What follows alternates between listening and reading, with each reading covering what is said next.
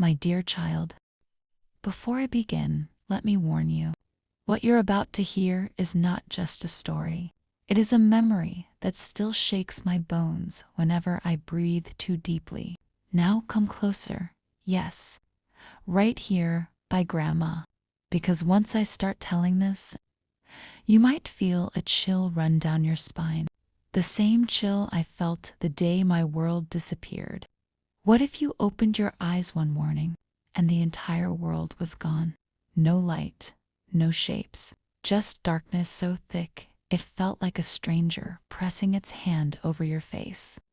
That, my child, was the morning my life changed forever. I woke to the sound of a machine beeping somewhere behind me. Just a steady little sound, beep, beep, beep, like a lonely heartbeat left on a table. I felt a sheet scratch against my skin, smelled the sharp sting of disinfectant in the air, and heard slippers shuffling past my door.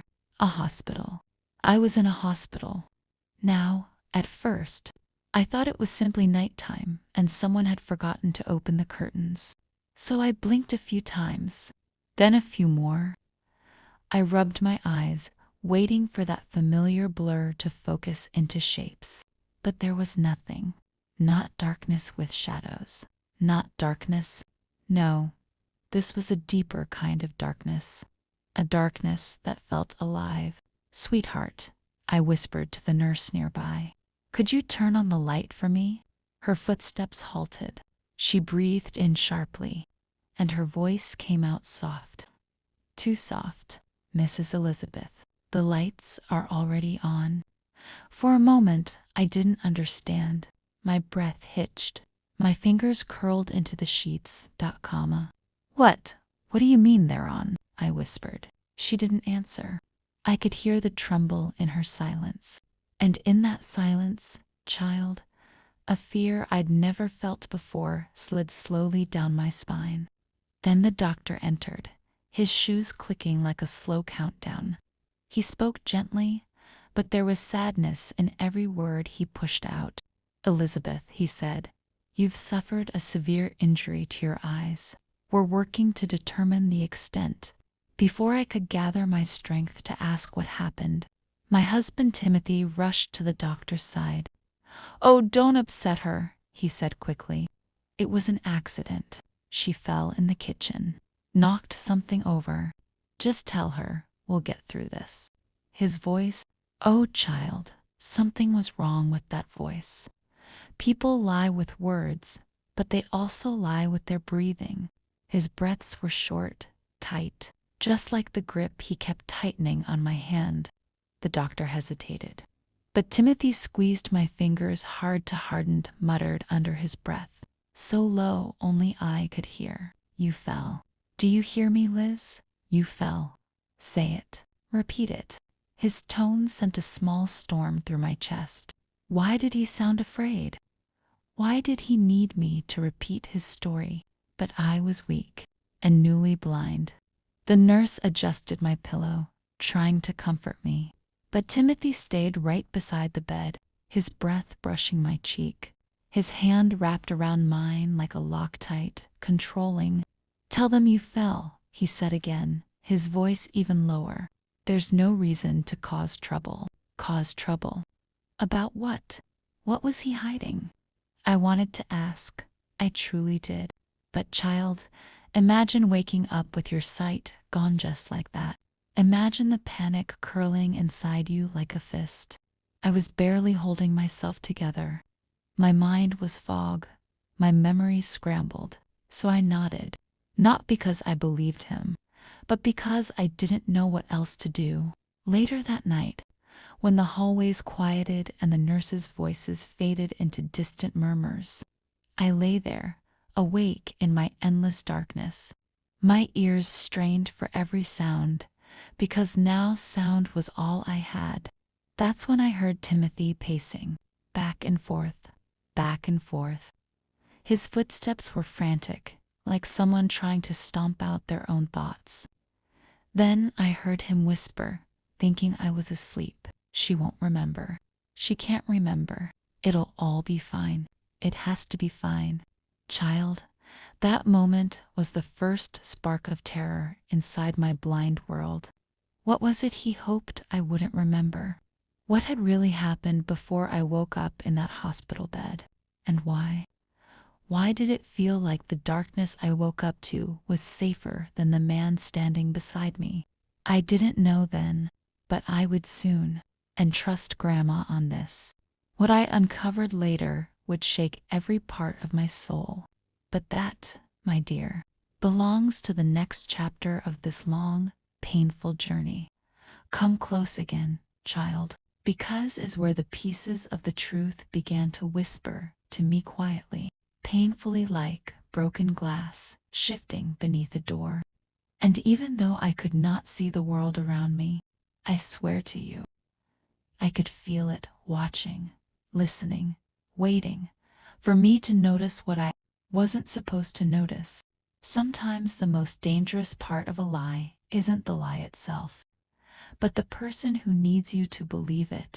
The morning after I woke in that hospital bed, a nurse helped me sit up, her hands gentle but trembling.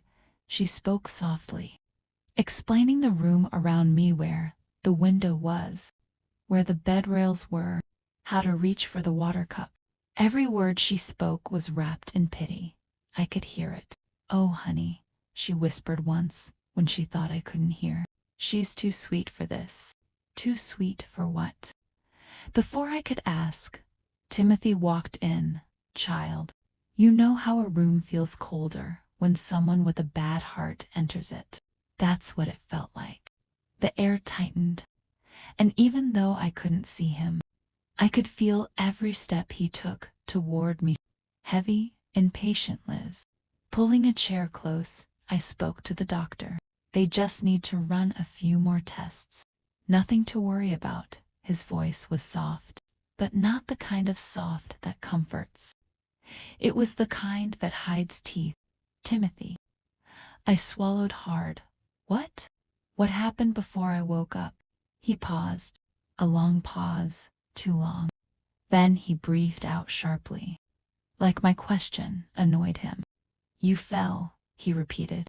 "In the kitchen? You knocked something over." But what did I knock over? I pressed gently.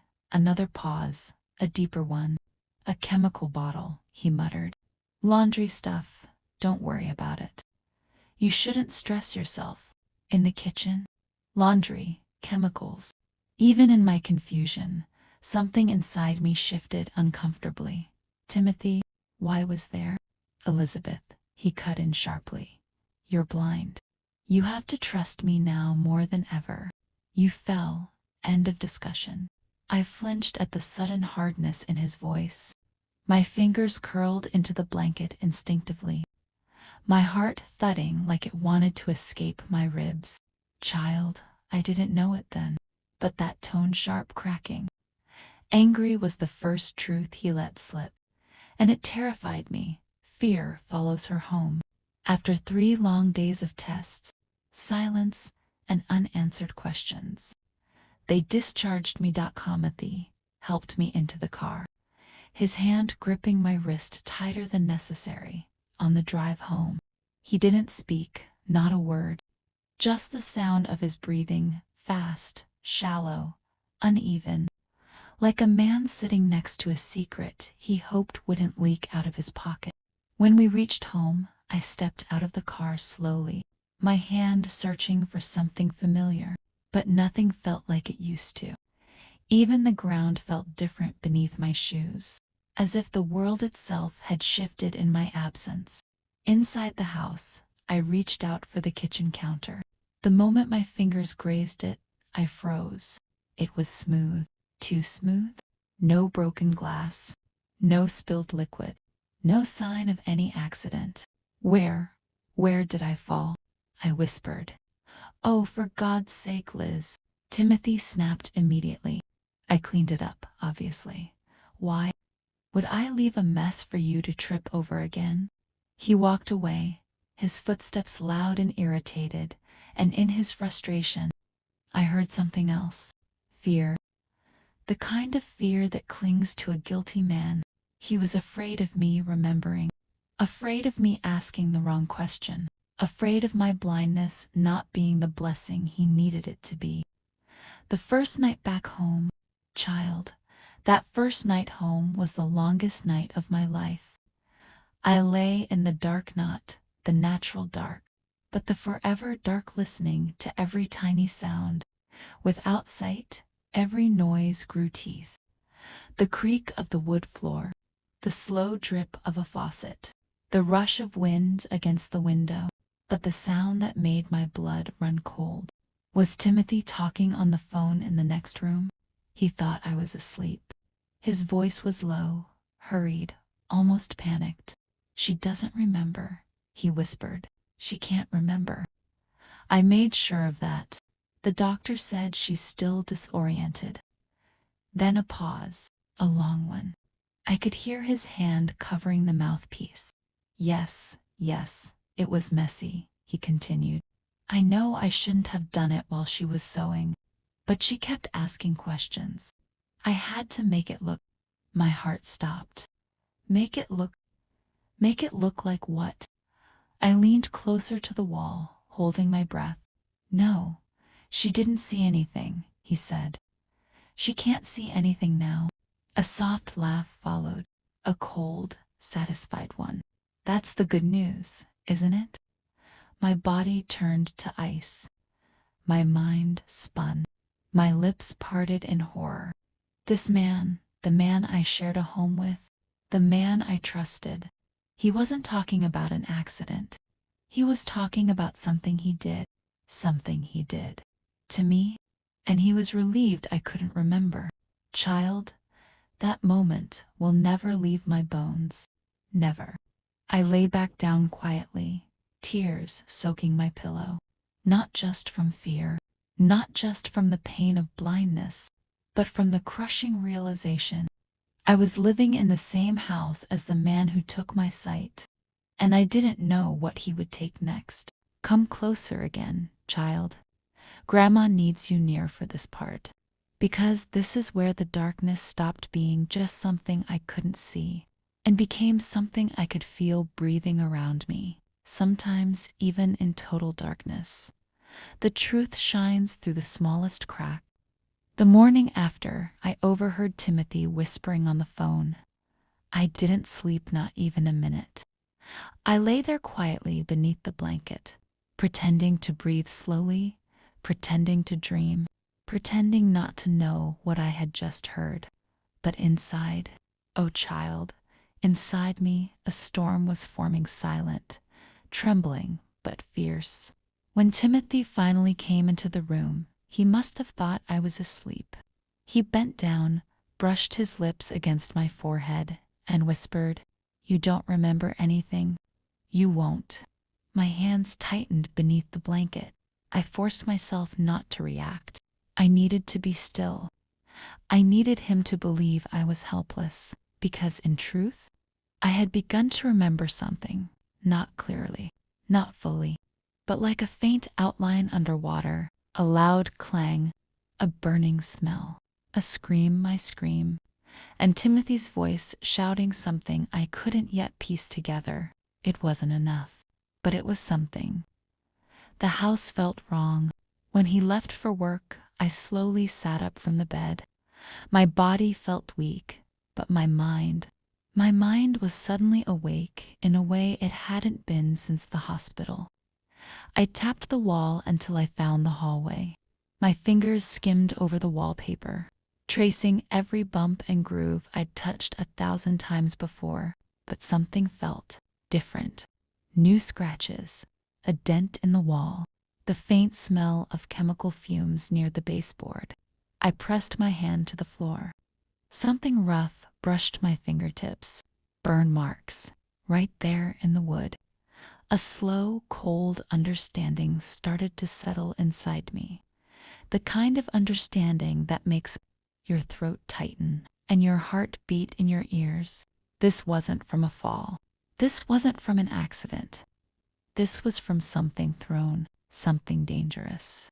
Something that shouldn't have been anywhere near my hands or my face. Something he threw. And child, In that moment, the memory sharpened. The memory returns in pieces. I remember sewing, the rhythm of my needle, the quiet hum of the lamp. Then Timothy entered the room, angry, no furious. His voice was shaking, not with fear, but with rage. And then, a crash, a splash, a burn so hot it felt like fire had wrapped itself around my eyes. My scream cut the air. I remember falling. My head hit something hard. Everything spun. Everything bled into red like fire, red like pain before fading into black. The memory froze there, suspended in my mind like a broken lantern. I stumbled back in the hallway, my hand flying to the wall to steady myself. The darkness felt heavier than before, as if it knew. I'd just uncovered something I wasn't meant to. But I wasn't afraid of the memory, not anymore. I was afraid of Timothy, knowing I remembered the confrontation that never happened. When Timothy returned that afternoon, I sat by the kitchen table, hands folded in my lap, breathing steady. I had planned to confront him. I truly had, but child. When he walked in, his entire presence filled the room like a storm cloud. "Liz," he said softly, too softly, "you shouldn't be wandering around. You could hurt yourself." That voice again, the fake tender voice. The voice of a man who needed me helpless. "I'm doing my best," I said. "Well," he replied, his footsteps circling around me slowly. "Your best is all you can do now, isn't it?" Something in the way he said now made every hair on my neck stand up. He leaned down, placed his hands on my shoulders, and whispered, "You're not trying to remember anything, are you?"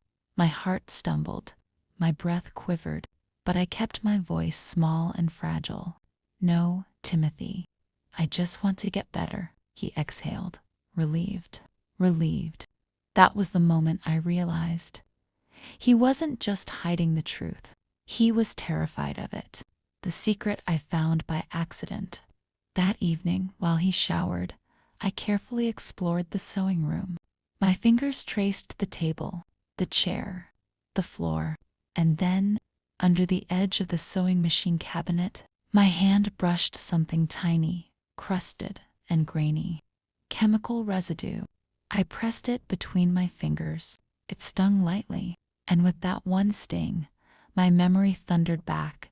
Timothy yelling, Timothy accusing me, Timothy blaming me for money missing from our savings, Timothy shouting that I didn't understand anything, Timothy grabbing the bottle, Timothy throwing it at my face. I gasped so sharply I nearly choked on my own breath. I remembered. Finally, fully.com, all of it. And child, the truth hit me with the force of a lifetime. My husband didn't blind me because of an accident. He blinded me because he was angry. He blinded me because I asked the wrong question. My knees buckled. My hands shook. I pressed my back to the wall, trying to swallow my sobs. I was trapped in a house with the man who had already destroyed my world and believed he could control the pieces. But the thing about truth is, once it wakes up, it doesn't go back to sleep. Children, lean in a little closer. Part 4 is not easy for me to talk about. Even after all these years, my hands still shake, and my heart. It remembers every crack, every tear. But you asked for the truth, so I'll give you the truth. That night, promising to return in the morning, I thought things would finally get better. The house smelled like warm soup instead of fear. The children were fed, their bellies full for the first time in days, and they fell asleep on the rug, piled on each other like tiny kittens. For the first time in a long time, I dared to hope.com, but hope is fragile, and life has a way of testing you right when you think the storm is over. It was almost midnight. The house was silent, except for the soft breaths of the children.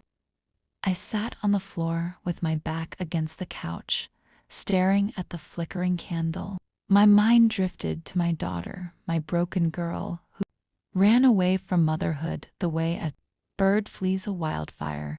I didn't blame her. I blamed myself. I whispered to the dark, "Where are you, child? Why did you leave them? Why did you leave me?" The candle flickered harder, as if it knew something I didn't. Suddenly, bang, bang, bang. A fist slammed against the door. The children jerked awake, crying instantly.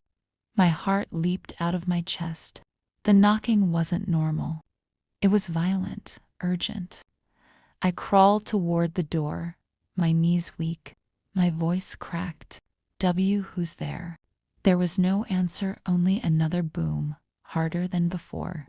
I swallowed thick air and reached for the knob, when suddenly, "Mom," a voice I knew, a voice I feared I'd never hear again. My daughter.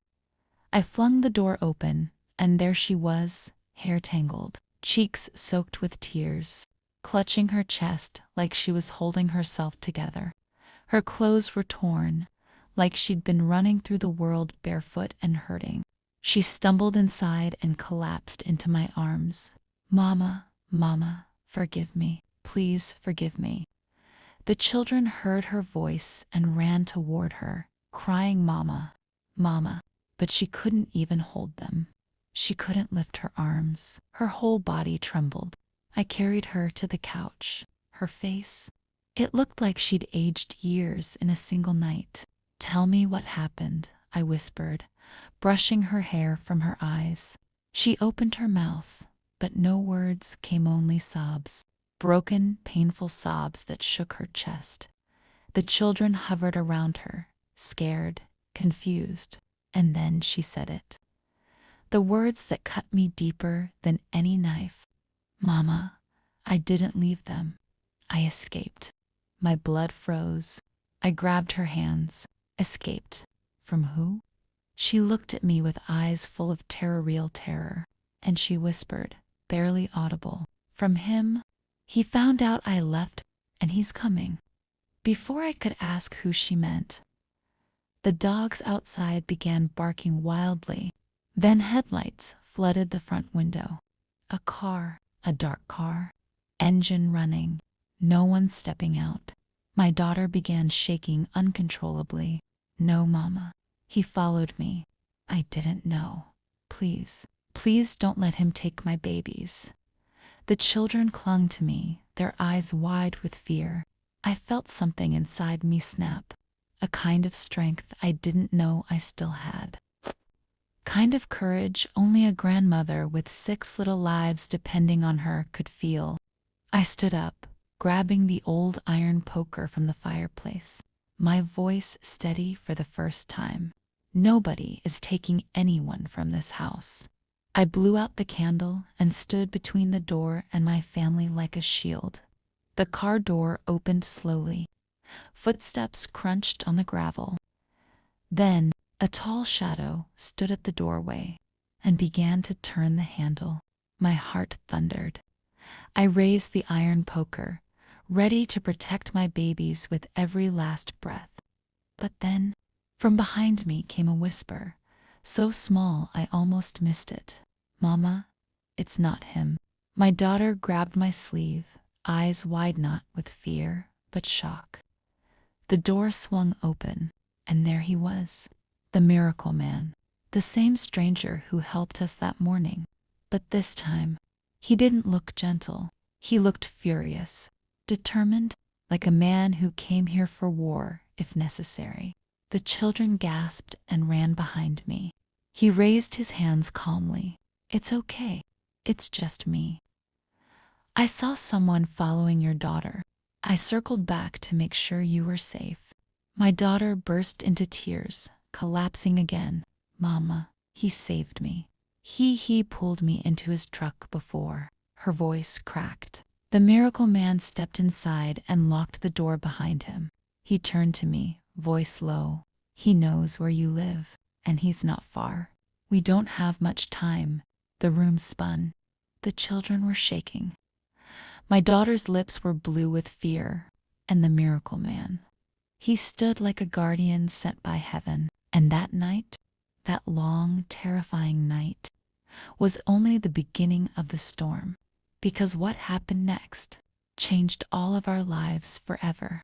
Children, the night wasn't done with us. No, it was just sharpening its claws. What you're about to hear, the real pain, I still feel it in my bones. Sit close. Sit real close.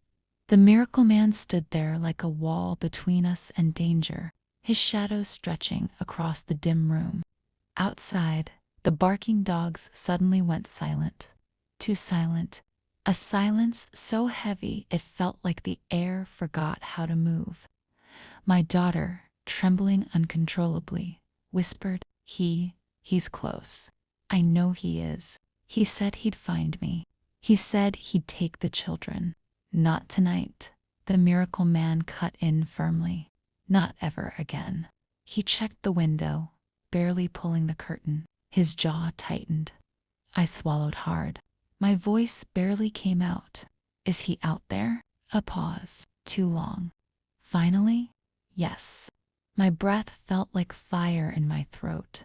The children clung to each other, watching me with wide, terrified eyes. The baby whimpered. My heart cracked at the sound. My daughter whispered, I told you he'd come. Hush, I whispered. I'm here. I won't let anything happen to you. But even I didn't believe my voice. Then, the miracle man stepped toward the door, gripping the iron poker. His back straight, his eyes fierce. He whispered to me, if he breaks in, take the children and hide in the pantry. Don't come out until I say so. I grabbed his arm. You can't face him alone. He looked at me with a softness I didn't expect. You've already fought enough battles. Let me fight this one. A shiver ran down my spine. Suddenly, footsteps stopped outside the door. A heavy shadow blocked the moonlight through the curtain. Then a voice deep, slurred, dripping with rage. I know you're in there. Give me my wife and my kids. My daughter's entire body went cold. She buried her face into my sleeve, gasping for breath. The miracle man stepped toward the door but didn't open it. He spoke through the wood, calm but powerful. They're safe, and they're not going with you. A growl erupted from outside. She's mine. Those kids are mine. You don't know who you're messing with. The miracle man didn't flinch. You're not getting inside. There was a long pause, a terrifying one. The kind where you know something awful is about to happen. Then a metallic click. My heart dropped. A gun. He had the gun. Mama, my daughter choked, gripping my dress. Get down. The miracle man hissed, pulling us lower behind the couch. The footsteps moved again, slow, menacing. The sound of someone circling a house with murder in their mind. I held the children close, whispering to them not to cry, not to move, not to make a sound. Every second felt like an hour. Then, from outside, if you won't open the door, I'll break the window. The miracle man lifted the poker. Ready? My heart hammered so hard I thought I'd faint. Then, the sharp sound of breaking glass shattered the night.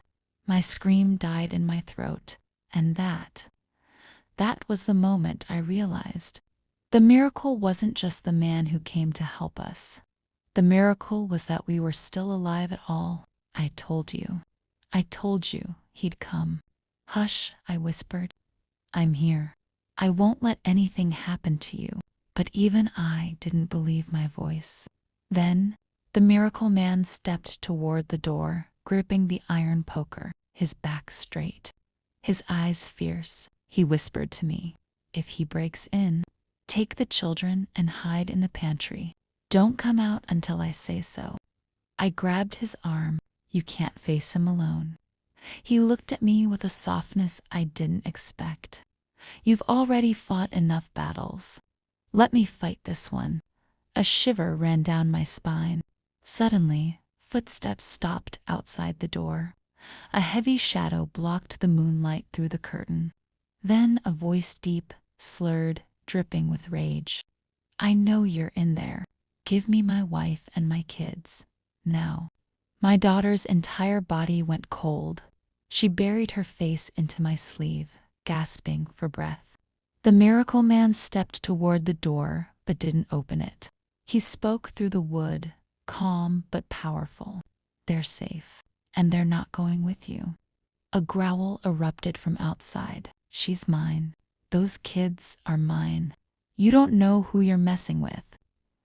The miracle man didn't flinch. You're not getting inside.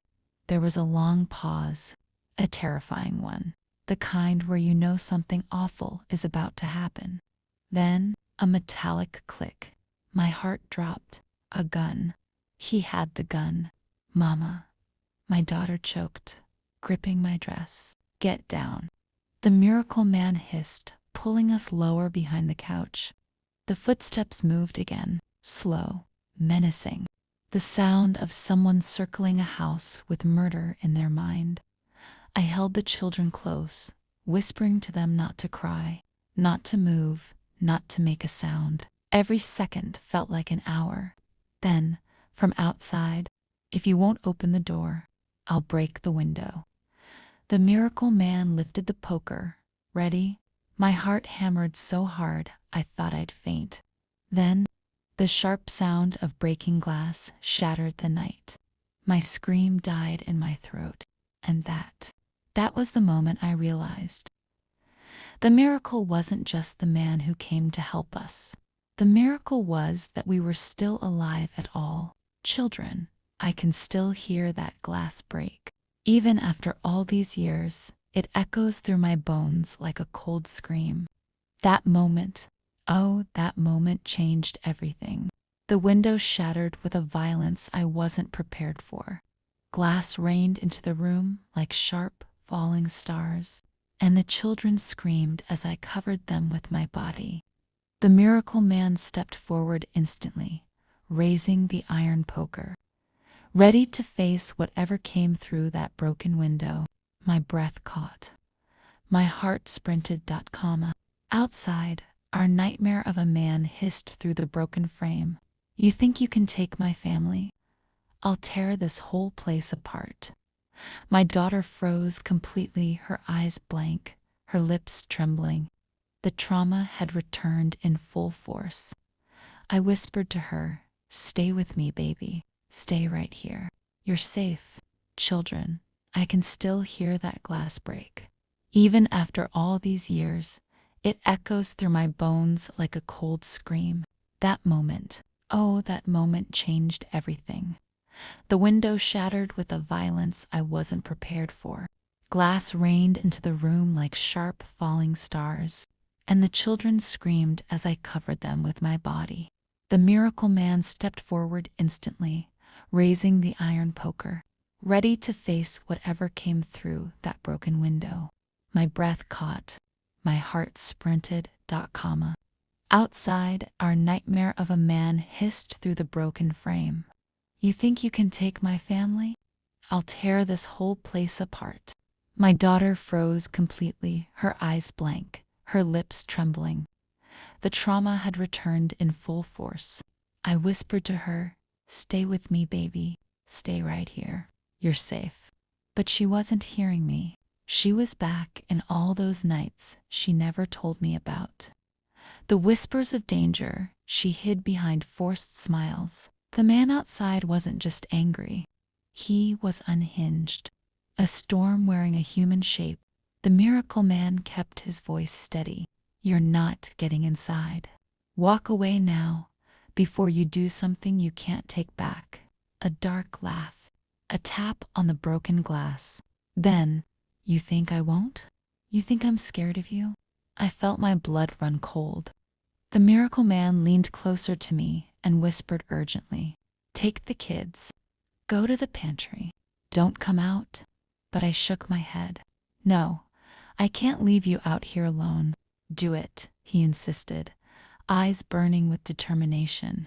I can handle him. But the children need you. My daughter tugged my arm, voice cracking. Mama, please, please listen to him. Her fear cut deeper than any knife. So I gathered the children, whispering to them, "Stay quiet, babies, stay quiet." And I slowly crawled toward the pantry door. But just as I reached the doorway, a hand shot through the broken window. Not just a hand gripping a weapon, a long, gleaming knife. My daughter gasped so loudly she nearly fainted. The miracle man lunged forward, striking the man's arm with the poker. A roar came from outside, a mix of pain and fury. Then he tried climbing through the window. His arm, his shoulder, half his face twisted in rage. "I'm coming in." "No," my daughter cried, trying to stand but collapsing back down. The miracle man blocked the window with his entire body, forcing the intruder back. But the intruder was strong, stronger than I imagined. His boots scraped the wall, his fingers clawed at the frame. A tug of war between sanity and madness.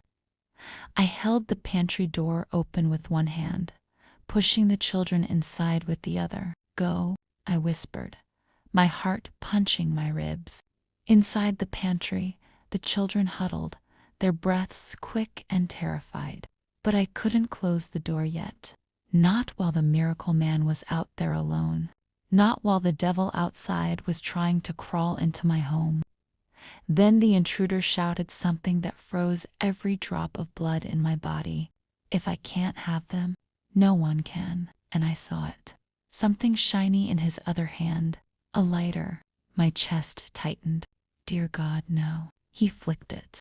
A flame sparked, tiny but deadly. He wasn't trying to break in anymore. He was trying to burn the house. My hands shook so violently I almost dropped the pantry door. The miracle man shouted, "Drop it! Drop it!" He swung the poker, knocking the lighter out of the intruder's hand. It clattered onto the porch outside. But the intruder didn't give up. He grabbed the miracle man's shirt and tried to pull him out through the window. A brutal struggle followed, the kind no one should ever witness. I could hear their grunts, their gasps, the sound of wood splitting under pressure. The children cried my name from inside the pantry, but I couldn't move. I couldn't breathe. I could only pray. Then, a sudden, horrible twist of movement. The intruder pulled hard. The miracle man lost his footing, and his body slammed into the broken window frame. Glass sliced his arm. He winced, but didn't fall. He turned, eyes blazing, and yelled, "Get back inside, now. Lock the door." "Not without you," I cried. But he shouted again, louder, "Go." It was a command from a man who knew the danger better than we did. So I pulled the pantry door closed. The children grabbed my clothes, crying, "Grandma, what's happening? Grandma, is he going to get us?" I pressed my trembling hand to their heads. "Hush now, babies. Hush, the Lord is watching. He won't let darkness win tonight." But even as I said it, even as I tried to steady their trembling little bodies, I heard it. Something worse than glass breaking, worse than the shouting. A sound that made my skin crawl. The sound of the front door unlocking, not from the inside. From the outside. He had another way in, and he was coming. Not for the window, not for the porch, but straight. For us, children, this is the night my courage was tested, the night my heart nearly shattered in two. If you're listening, hold my hand in your heart. Because this is the moment everything changed. When I heard that front door unlocking, my lungs froze. That sound. It crawled through the house like a cold serpent, sliding under the pantry door, wrapping around my spine. My daughter whispered, voice breaking, "Mama, how did he get the key?" I threw it away. I swear I did. My heart cracked as I pulled her close. "It's all right. You're here now, We'll face this together. But inside, I felt like a candle trembling against a hurricane. Outside the pantry, I could hear the miracle man his heavy breaths, the shuffle of his boots as he turned toward the noise. He yelled, "Stay back. You don't want to do this, children." This is the night my courage was tested, the night my heart nearly shattered in two. If you're listening, hold my hand in your heart, because this is the moment everything changed. When I heard that front door unlocking, my lungs froze. That sound, it crawled through the house like a cold serpent, sliding under the pantry door, wrapping around my spine. My daughter whispered, voice breaking, "Mama, how did he get the key?" I threw it away. I swear I did. My heart cracked as I pulled her close. "It's all right. You're here now. We'll face this together." But inside, I felt like a candle trembling against a hurricane. Outside the pantry, I could hear the miracle man his heavy breaths, the shuffle of his boots as he turned toward the noise. He yelled, "Stay back. You don't want to do this." But the intruder, that twisted soul of a man, just laughed softly, a slow, sickening laugh. And then his footsteps entered the hallway, heavy, measured, like he enjoyed every second of fear he was spreading. My daughter covered her mouth, her shaking hands barely holding back a sob. The children clung to me, tiny fingers digging into my arms. "Mama, is he gonna hurt us?" the littlest whispered. My throat tightened so hard I could barely speak. "No, baby. No, not while I'm here." But my own voice betrayed me, thin, trembling, unsure. Then we heard it. A violent crash. A grunt, the sound of two bodies slamming into the wall. The miracle man had charged him. A fight. Raw, desperate. The kind where neither man cared about wounds, only survival. Broke out right outside the pantry door. Punches. Glass. Furniture tipping. A gasp of air being knocked out of someone's chest. Then, a sickening thud. Silence. A silence that stabbed me straight through the heart. The children stiffened.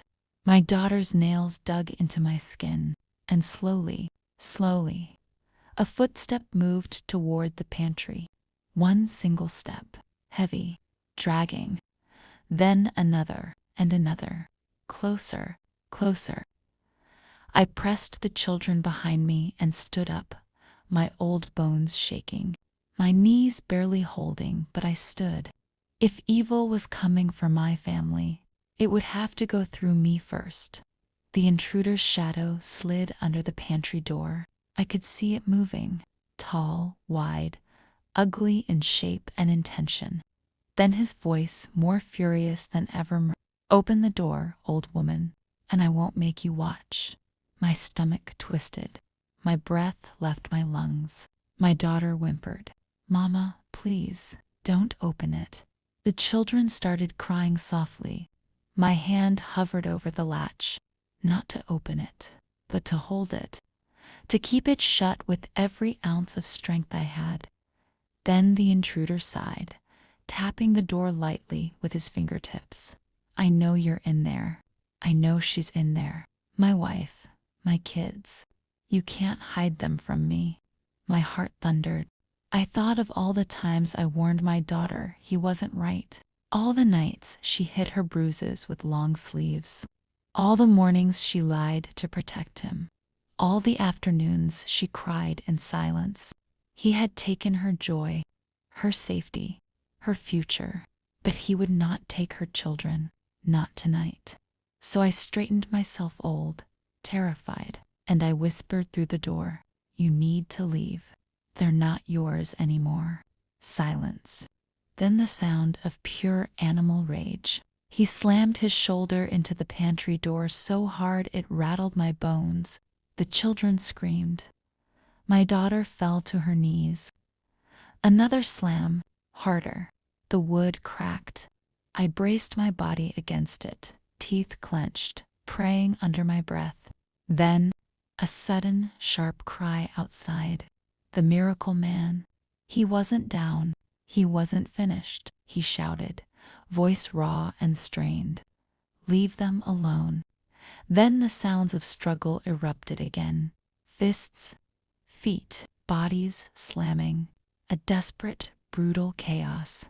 And for a moment so fragile I barely dared to hope, the intruder stumbled away from the pantry. I heard the miracle man wrestling him, pushing him, dragging him across the floor. Get back, he roared. You're done. But the intruder wasn't done.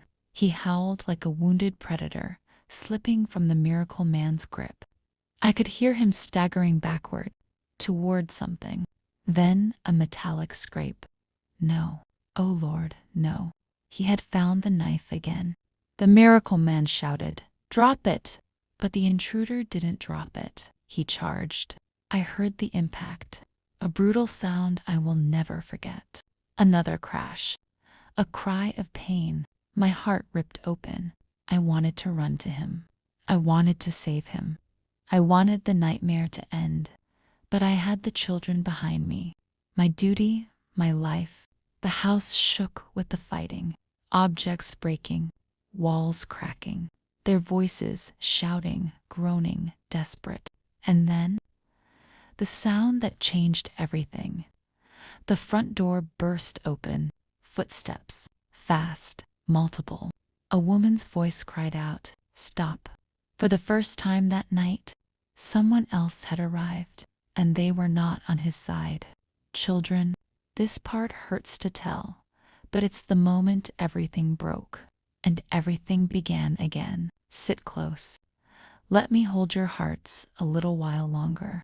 The front door flew open with a force that shook the whole house, and I heard voices, sharp, urgent, angry. Stop right there. Drop the weapon. Hands where I can see them. I froze. My daughter froze. The children clung to my nightgown, trembling like startled birds. Outside the pantry door, the intruder stumbled. His breaths were ragged, wet with fury. I heard his boot scrape against the broken glass. He growled, "Stay out of this. This is my family." But the new voice, steady, female, filled with righteous fire, shouted back, "No, not anymore. Your family is behind that door, terrified of you." My fingertips pressed against my lips. I knew that voice. Dorothy. My neighbor, my friend. The woman who brought me soup every Sunday and said she just wanted company. She had come, but she hadn't come alone. More footsteps rushed in, heavy boots, radios buzzing. A man's voice barking orders. "Drop the knife now," the intruder screamed. "You think you can stop me?" Then chaos erupted. Furniture knocked over. A struggle. A man groaning. A woman shouting, "Don't let him reach the back door." I heard cuffs snap, boots shuffle, a body hitting the floor. Then silence. But not the terrifying silence from earlier. Not the kind that This silence felt like rain after a drought, like air returning to lungs that forgot how to breathe. A voice, gentle, controlled, called out, "Ma'am, children, you're safe now. He's in custody." My knees gave out. The weight of everything collapsed on me all at once. I opened the pantry door slowly, afraid my hands might betray me and shake uncontrollably. The hallway was filled with officers.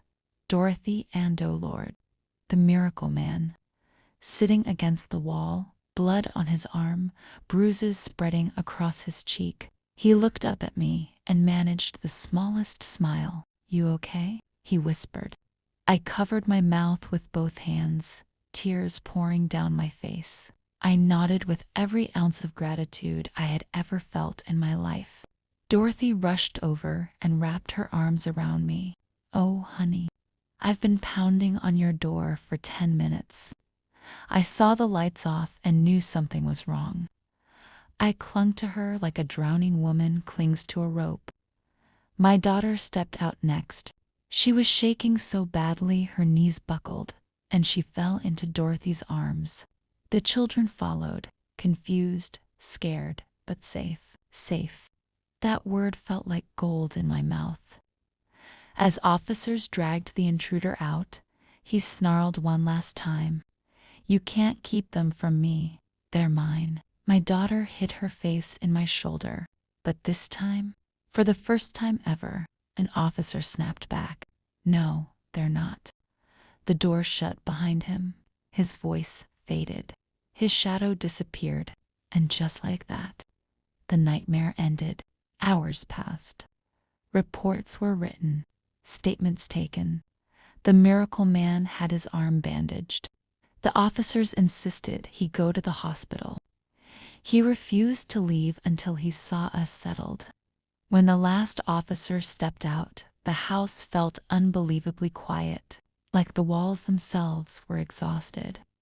My daughter sat on the floor, crying softly, not out of fear this time, but out of release. I sat beside her and held her tight. "Baby, we made it. We're still here," she whispered. "Mama, I thought I ruined everything. I thought I brought nothing but pain." I kissed her forehead. "No child of mine is a ruin. You were lost, but you're home now." The children curled up around us. Finally, sleeping teeny bodies pressed against my arms like the petals of a flower. And the miracle man. He sat in the doorway, watching us with gentle eyes. He said quietly, "You're stronger than you know. I've never seen a woman fight like you did tonight." I smiled through tears. I wasn't fighting alone. The next morning, sunlight broke through the windows, the first warm light we'd seen in days. It fell across the floor like a blessing. My daughter made a choice that still brings me to tears when I remember it. She filed charges, every last one. No more silence, no more hiding, no more fear. And slowly, day by day, we healed. Not all at once.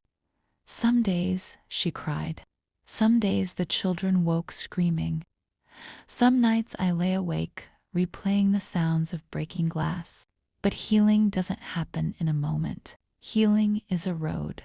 We walked it together. The miracle man visited often. Dorothy brought meals. Neighbors came with blankets, toys, and prayers. And one evening, as we sat on the porch watching the children play, my daughter whispered, "Mama, I think this is what it feels like to breathe." I took her hand. "Yes, baby, this is life." Grandma voice warm, full of love. Children, if you're listening, remember this. No darkness, not the deepest, not the cruelest, can put out the light God puts in a family's heart. We survived because we stood together. We healed because we chose love. And we lived because someone believed we deserved a chance. And now I tell these stories so no one feels alone in the dark. Children, thank you for sitting with me through this long night of memories. If my story taught you anything, let it be this. No matter how dark life becomes, no matter how loud the storm grows, you are never too broken to stand up again. I lived through fear. I lived through loss.